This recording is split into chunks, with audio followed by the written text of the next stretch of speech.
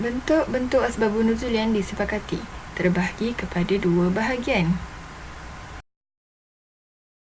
Bahagian pertama ialah sebab nuzul dalam bentuk matanan jelas dari segi sebabnya, dan di bawah bahagian ini terdapat tiga bentuk.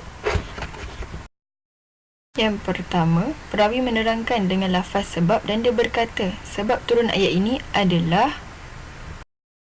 Dua, perawi tidak mengatakan lafaz sebab, akan tetapi terdapat fa' sababiyah sebelum nazalah, menguatkan penceritaan sesuatu peristiwa atau soalan, seperti kata-kata fanazala salatiyah atau fa'anzala kaza, dan bentuk ini adalah yang biasa terdapat dalam sebab penurunan Al-Quran, dan bentuk ini yang paling jelas. Dan yang ketiga, apabila Nabi Muhammad SAW ditanya tentang sesuatu, lalu Allah mewahyukan ayat Quran dan menjawab soalan tersebut melalui ayat apa yang diturunkan.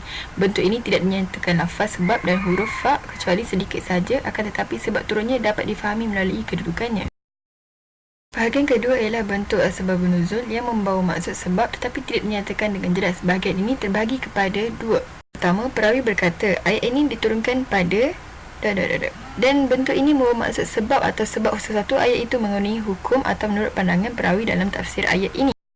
Kedua, perawi tidak menetapkan bahawa ianya adalah sebab nuzul. Contoh, aku mengira ayat ini diturunkan pada sekian, atau aku tidak mengira ayat ini diturunkan kecuali pada sekian.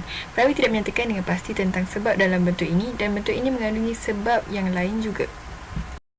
Created using Powtoon.